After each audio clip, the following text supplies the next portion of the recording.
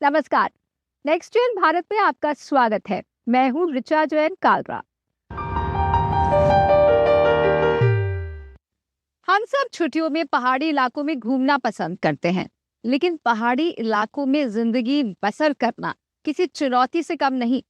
इसकी एक वजह जिसके चलते ये चुनौती बढ़ी है वो है क्लाइमेट चेंज। देश और दुनिया के अलग अलग हिस्सों में बीते कई सालों में लैंडस्लाइड्स की घटनाएं काफी बढ़ी हैं। ऐसे में हिल्स घूमने आए और पहाड़ों के बीच रह रहे लोगों को बचाने के लिए आईआईटी मंडी में स्मार्ट रिसर्च चल रही है। चलिए हिमाचल चलकर देखते हैं कि टेक्नोलॉजी कैसे जान बचा सकती है। जहां बादल जमीन को छूते हैं और हर मोड़ पर प्रकृति अपनी सबसे खूबसूरत तस्वीर बनाती है, लेकिन इन शांत वादियों के भीतर मौसम का बदलता मिजाज अब एक नई चुनौती भी छोड़ रहा है। यानी खतरा आता है चुपचाप, बिना शोर, बिना चेतावनी। और यही वजह है कि अब पहाड़ों की सुरक्षा के लिए सिर्फ अनुभव नहीं, स्मार्ट टेक्नोलॉजी की भी जरूरत है। आज के दिन जो जलवायु परिवर्तन जो चल रहा है, क्लाइमेट चेंज, इसका इफेक्ट हम काफ़ी देख रहे हैं। जैसे कि पहले का बारिश जो होता था वो हल्का फुल्का बारिश होता था और काफ़ी लंबे समय तक होता था, तो मिट्टी के अंदर पानी जाने का उतना टाइम होता था। पर क्योंकि जलवायु परिवर्तन के हिसाब से क्या हो रहा है, अभी काफ़ी तेज़ बारिश बहुत ही कम टाइम के लिए हो रहा है, तो ये पानी जब मिट्टी के अंदर नहीं जा पा रहा है तो इसकी वजह से लैंडस्लाइड होने का ज़्यादा खतरा यहाँ बढ़ते जा रहा है। अब इस चुनौती का हल भी पहाड़ों से ही निकल रहा है। आज मैं मौजूद हूँ आईआईटी मंडी कैंपस में, जहाँ पर लैंडस्लाइड मॉनिटरिंग सिस्टम पर काम किया जा रहा है, जो कि लोगों के लिए आगे बहुत ही महत्वपूर्ण साबित होने वाला है। आईआईटी मंडी के प्रोफेसर्स और छात्रों ने मिलकर एक लो कॉस्ट एआई आधारित अर्ली वार्निंग सिस्टम तैयार किया है। इसका नाम है फ्लूम टेस्ट बेड सेटअप, जो आईआईटी मंडी के नाम से पेटेंटेड है। सेंसर नेटवर्क के जरिए ये सिस्टम मिट्टी की नमी, तापमान और हलचल जैसे संकेतों पर लगातार नजर रखता है और आर्टिफिशियल इंटेलिजेंस की मदद से भूस्खलन की संभावना का अनुमान लगाता है। सबसे खास बात, ये तकनीक करीब 3 घंटे पहले ही अलर्ट दे सकती है, 90% से अधिक सटीकता के साथ, जो पहाड़ी इलाकों में सुरक्षा की दिशा में एक भरोसेमंद और गेम चेंजर कदम है।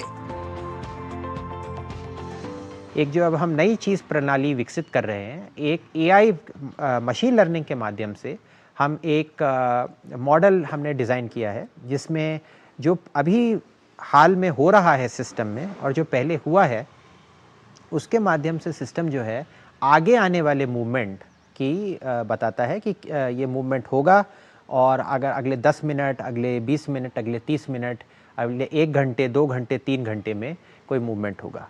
तो ये बेसिकली एक तरह से आप मानिए एक आईओटी कम एआई सिस्टम है, एम्बेडेड सिस्टम है।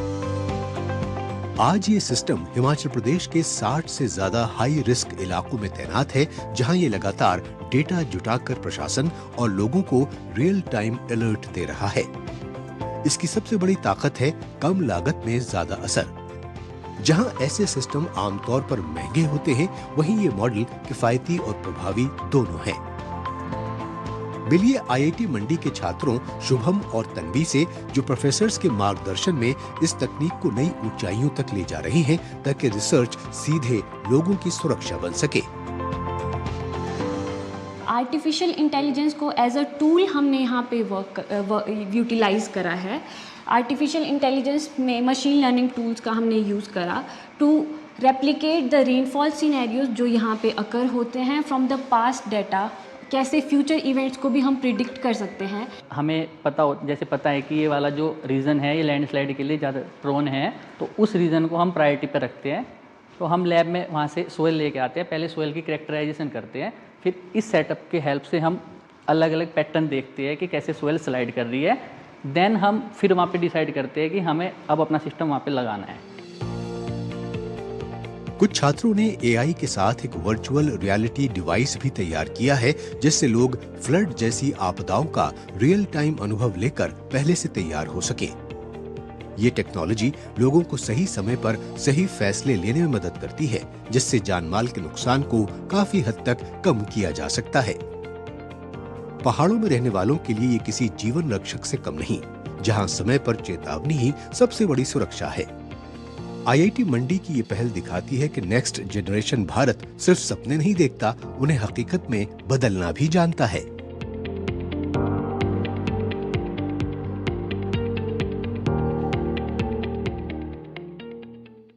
बचपन में हम सब ने माँ, दादी, नानी की लोरियां तो जरूर सुनी होंगी। वही मीठी आवाज जो हमें सुकून भी देती थी और नींद भी। लेकिन क्या आपने कभी सोचा है कि इन लोरियों को भी रिकॉर्ड करके सहेजा जा सकता है? गुजरात में एक शख्स ने ये कमाल का काम किया है। इन्होंने 150 से ज्यादा आदिवासी लोरियों को रिकॉर्ड किया है। तो आइए समझते हैं कि इसके पीछे मकसद क्या है और इन खास लोरियों में है क्या। माँ की लोरियां ही बच्चे की पहली शिक्षा होती है, जो उसे मातृभाषा, संस्कृति और अपनेपन की पहचान कराती है।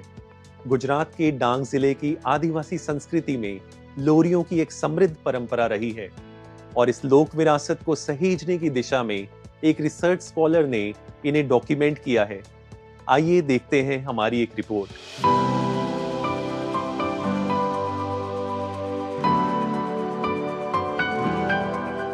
घने जंगल, पहाड़ी रास्ते और माँ की आवाज में घुली एक मीठी सी लोरी।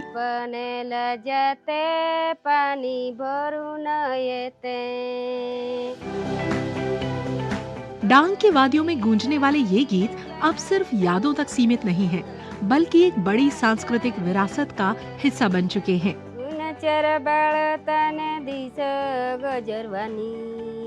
गुजरात के डांग से आने वाले 34 साल के जितेंद्र गवली ने 150 से ज्यादा पारिवारिक आदिवासी लोरियों को रिकॉर्ड और डॉक्यूमेंट किया है। पीएचडी करने के दौरान उन्होंने दक्षिण गुजरात के अलग अलग इलाकों में जाकर इन लोरियों को सहेजा। ये सिर्फ बच्चों को सुलाने वाले गीत नहीं, बल्कि भाषा, अपनापन और अपनी जड़ों से जुड़ाव की पहली सीख भी है।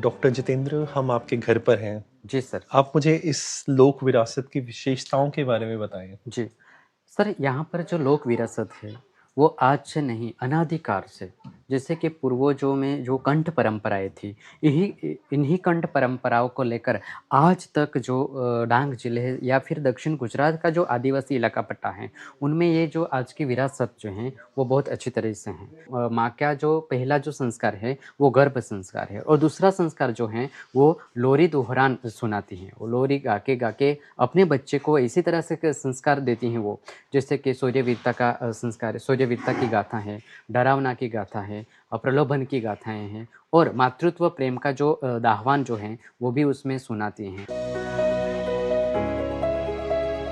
यह पहल न केवल आदिवासी संस्कृति के संरक्षण का प्रयास है, बल्कि बच्चों के मानसिक और भाषाई विकास में लोरियों की अहम भूमिका को भी सामने लाती है।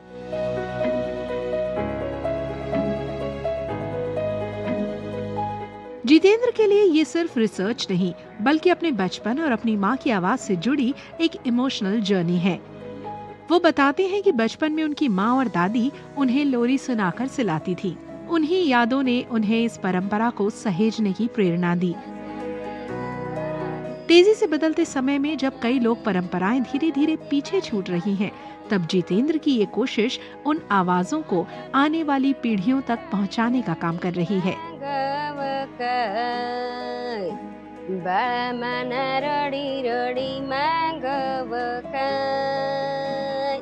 ये गाना माने आइस लावो, मानी डोसेस लावो, लोक लावो, बाइका लावो, ते आइकी ये नाइकी ते नाइकिन लावहा, माना पोसा बागने माने पोसा साला लावीस न वहादवरने वाता पोसा साला लावी वहादवरने न लावहा। येवर माना मोठा पोसा पीएचडी करना, ये गाना सावरज तर मला खूप आनंद होईना।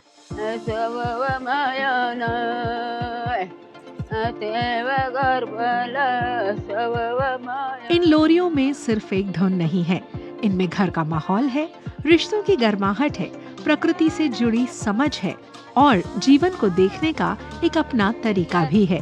बरड़ी लाई चलट लड़का रे बरड़ी लाई चलट। यही वजह है कि ये गीत सिर्फ बच्चों को सुलाने तक सीमित नहीं रहते, बल्कि उनके अंदर भाषा, लय, भावना और अपनेपन की शुरुआती समझ भी बनाते हैं। यानी एक तरह से देखें तो लोरी बच्चे की पहली क्लास भी है और पहली कल्चरल कनेक्ट भी। પણ આવા હાલરડાઓથી એકદમ રોમાંચિત થવાયું કે આદિવાસી જીવન કેવું વિશિષ્ટ છે અને એમની પોતાની સમજ, એમનું પોતાનું વિશ્વ, એમની પોતાની માન્યતા, જીવન સાથેની, વ્યવહાર સાથેની, સૃષ્ટિ ઉત્પત્તિ સાથેની, પ્રકૃતિ સાથેની, અનાજ સાથેની કેવી કેવી આપણને રોમાંચિત કરે એ પ્રકારની છે. તો જીતેન્દ્રભાઈ આ રીતે બહુ સરસ મજાનું સંશોધનનું કામ એ કરી શકે, એનો આનંદ વ્યક્ત કરું છું. देवानाई कोने तुझा सिवाय। एक माँ की ममता भरी आवाज से शुरू हुई ये लोरियां आज दस्तावेज बनकर आने वाले समय के लिए सहेजी जा चुकी हैं। डांग की वादियों से निकले ये गीत अब सिर्फ घर की चार दीवारी तक सीमित नहीं है। ये एक समाज की पहचान, उसकी याद और उसकी विरासत की आवाज बन चुके हैं।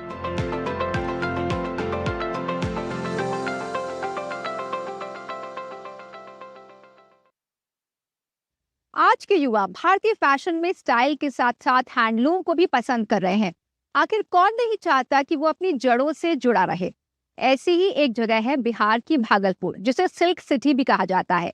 यहाँ सदियों से हैंडलूम सिल्क दुनिया भर में भेजी जाती है और यहाँ की सिल्क की खासियत है इसकी नेचुरल चमक, कोमलता और टिकाऊपन, जिसके चलते लोग इसे काफी पसंद करते हैं।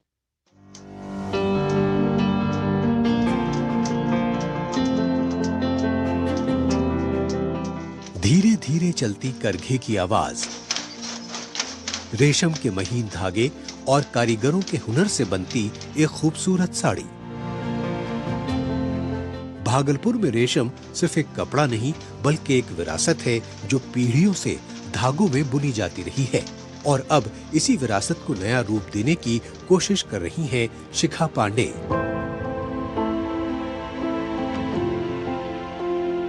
घर से कुछ ही दूरी पर खोला गया उनका ये स्टोर पहली नजर में एक साधारण दुकान लग सकता है, लेकिन इसके हर धागे में छुपी है भागलपुर के सदियों पुराने रेशम की कहानी।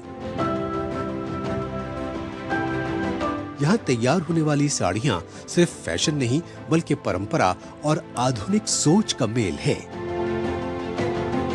जो मेरा स्टार्टअप है वो अंगम, ये एक ब्रांड था। मेरा ड्रीम था हमेशा से कि मैं एक कुछ ऐसा करूं जिसमें कि यूथ मेरे साथ कनेक्ट हो सके। मैं जो पिछली हमारी जनरेशन है जिन्होंने साड़ी को बहुत ज़्यादा पहना, हमारी दादियाँ सिर्फ साड़ी पहनती थी और फिर हम लोग वापस एकदम शिफ्ट हो गए जीन्स पे। तो मेरा ऐसा था कि किसी भी चीज़ में हम इजीली साड़ी पहन सकें और अंग से रिलेटेड हो वो, तो हमने नाम भी अंगम सोचा इसीलिए। शिखा जिन रेशमी साड़ियों का कारोबार करती हैं, वो मशीनों से नहीं बल्कि कुशल बुनकरों के हाथों से तैयार होती हैं। इसके लिए वो खुद बुनकरों के गांव तक जाती हैं और नई पीढ़ी की पसंद को ध्यान में रखते हुए नए नए डिजाइन तैयार करवाती हैं। इन साड़ियों की एक खास पहचान है मंजूषा चित्रकला। जब पारंपरिक पेंटिंग और भागलपुरी रेशम एक साथ आते हैं तो साड़ी सिर्फ एक परिधान नहीं बल्कि एक चलती फिरती कला बन जाती है। नाउ अगर हम बात करें कि जैसे कि ये वाली साड़ी है येलो वाली, उसमें जो काम किया गया है वो मंजूषा का है। तो मंजूषा में ये होता है, मंजूषा का मतलब ये होता है बॉक्स। सो व्हाट हैपेंस कि उसमें जो बोल्ड लाइंस पैटर्न होते हैं, डबल लाइन पैटर्न्स होते हैं, उसमें 4 ही कलर का यूज़ किया जाता है, green, pink, yellow and black. यही सारे कलर्स रहते हैं, ज़्यादा उसमें नहीं रहते हैं। एंड देन दूसरा होता है कि उसमें जो बिसहरी का लेजेंड है, उसमें स्टोरी जो है वो बिसहरी थान जिसमें स्नेक गॉडेस एंड ऑल है, उसके लेजेंड को दिखाया जाता है। बिहार का भागलपुर सिर्फ एक शहर नहीं बल्कि रेशम की समृद्ध परंपरा का केंद्र है। यही वजह है कि इसे सिल्क सिटी के नाम से जाना जाता है। यहाँ सदियों से कुशल बुनकर हथकरघों पर तसर रेशम के धागों से साड़ियाँ और वस्त्र तैयार करते आ रही हैं। अपनी प्राकृतिक चमक, हल्के सुनहरे रंग और मजबूत बनावट की वजह से भागलपुरी सिल्क देश ही नहीं विदेशों में भी खास पहचान रखता है। अंगम स्टोर में सजी इन साड़ियों को ध्यान से देख रही हैं रितिका, जो फैशन इंस्टीट्यूट की छात्रा हैं। तसर रेशम और मंजूषा कला के इस मेल को देखकर उसके मन में भी एक सपना है कि एक दिन वो इस विरासत को आधुनिक फैशन की दुनिया से जोड़कर और आगे ले जाए।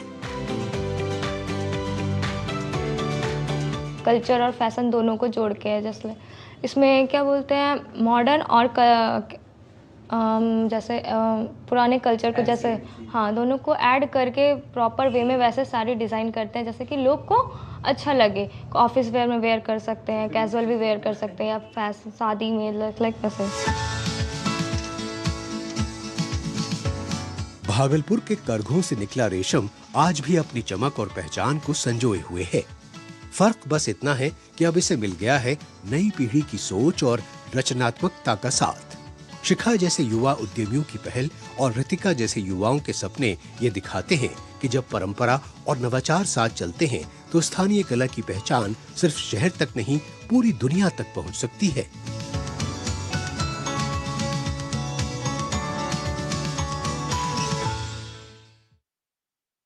और अब बात जेन ज़ी के उस ट्रेंड की जहां नाखूनों से भी स्टाइल बरसता है। नेल आर्ट आज सेल्फ एक्सप्रेशन, कॉन्फिडेंस और क्रिएटिविटी का नया मीडियम बन चुका है। खास बात यह है कि ये ट्रेंड अब ब्यूटी से आगे बढ़कर करियर और बिजनेस अपॉर्चुनिटी में बदल रहा है। तो चलिए देखते हैं नेल आर्ट की ये रंगीन और दिलचस्प दुनिया।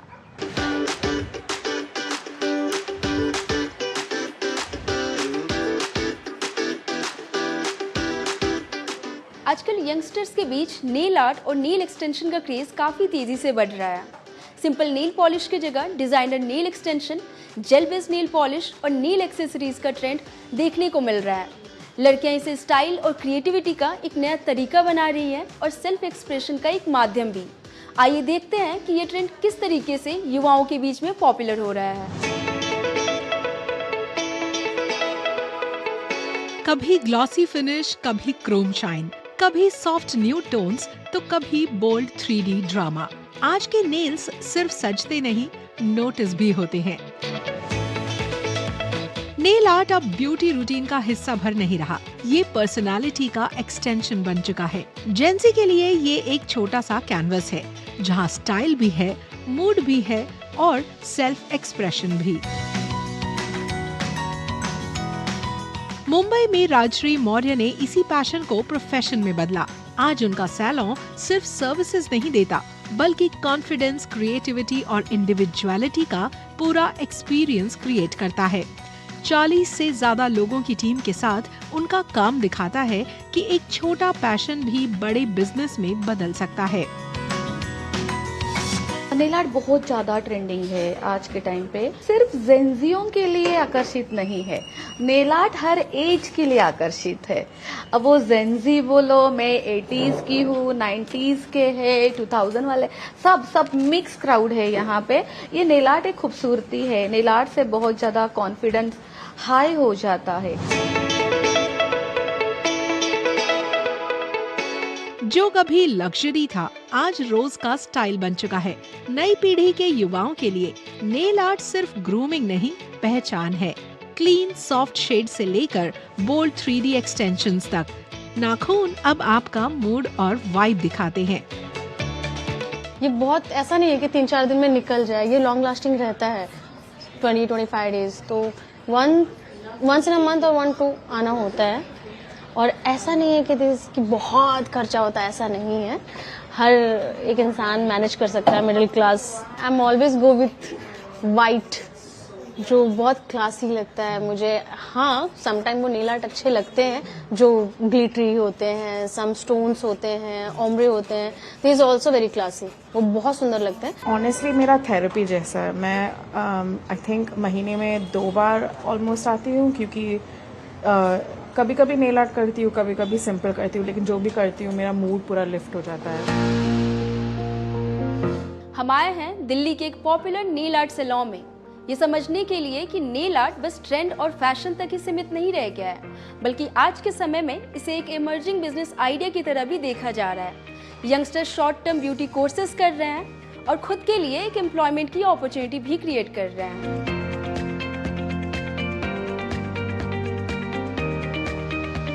भारत में नेल आर्ट का ट्रेंड तेजी से बढ़ रहा है और नेल रिचुअल्स जैसी अकादमियां इसे आगे बढ़ा रही हैं। बढ़ती मांग के साथ जेन ज़ी अपने पैशन को करियर में बदल रहा है। खास बात यह सैलून और एकेडमी दोनों हैं। संस्थापक मेघा इसे ऐसा प्लेटफॉर्म बना रही हैं जहां क्रिएटिविटी और करियर साथ चलते हैं। सीखो, बनाओ, कमाओ। कोई भी एकदम फ्रेशर हमारे पास आता है एकेडमी में, सो सबसे पहले तो हाइजीन के लिए ब्रीफ करते हैं कि कैसे आपको हाइजीन मेंटेन करनी है, कैसे आपको अपना स्टेशन जो है वो क्लीन रखना है एंड रेडी रखना है for the clients. Then we follow the process कि आपको नेल्स को सबसे पहले कैसे आपको हैंड्स को क्लीन करना है, नेल को प्रेप करना है, कैसे आपको क्यूटिकल सॉफ्टनर से ड्राई क्यूटिकल्स को निकालना है, नेल प्रेप करना है। फिर ऐसे ऐसे करके काफ़ी सारे इंट्रिकेट स्टेप्स हैं जो आपको प्रॉपर फॉलो करने हैं, वो आपको बहुत अच्छे से यहाँ पे सिखाया जाता है, जो आप फॉलो करते हो। और उसके बाद फिर हम आपका जो है लास्ट डेज में आपका एग्ज़ाम लेते हैं एंड फिर आपको इंटर्नशिप के लिए भी हम अपॉर्चुनिटी देते हैं। स्टूडेंट्स पहले बेसिक्स सीखते हैं, नेल केयर, हाइजीन और टेक्निक्स। फिर आगे चलकर जेल एक्सटेंशंस, एक्रिलिक्स और डिटेल्ड नेल आर्ट में ट्रेनिंग लेते हैं। नाखूनों के टिप्स और लाइव मॉडल्स पर प्रैक्टिस करते हुए वे क्रिएटिविटी और प्रिसिजन दोनों में महारत हासिल करते हैं। कई लोगों के लिए ये सिर्फ एक कोर्स नहीं, करियर की शुरुआत है। आजकल तो नेल सैलून्स बहुत है, but I think people would mostly prefer the home service. And मैंने तो अभी ये कोर्स ख़त्म होने के बाद फ्रीलांसिंग का ही सोचा है, because even in my city the freelancing for the nail services is very less, and according to me then the freelancing would be a better option and it would give a kick to my career for the start. Mummy ने suggest किया कि ये line choose कर सकता है तो nails की। मैंने ठीक है मम्मी ट्राई कर लेता हूँ, बट ये काम तो लड़कियों वाला है, मैं नहीं कर पाऊँगा। फिर मैंने स्टार्ट किया तो मेरे को इंटरेस्ट आने लगा धीरे धीरे नेल आर्ट करने में, ब्रश आर्ट करने में।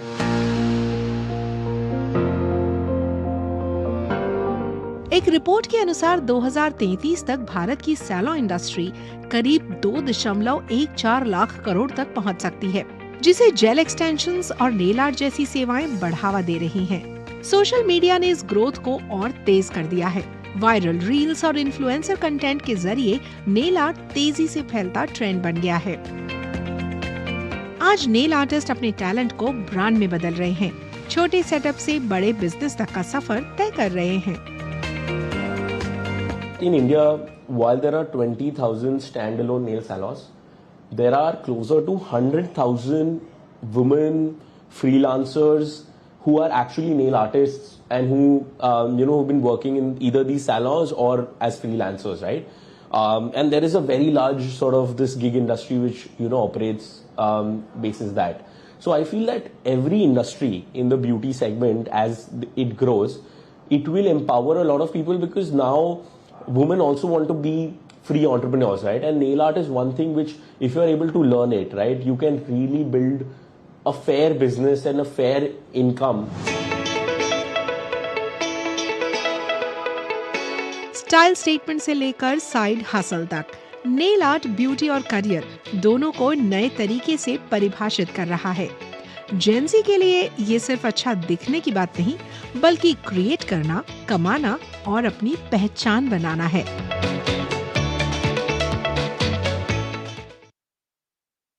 आज के शो में फिलहाल इतना ही। आपसे फिर मुलाकात होगी अगले एपिसोड में।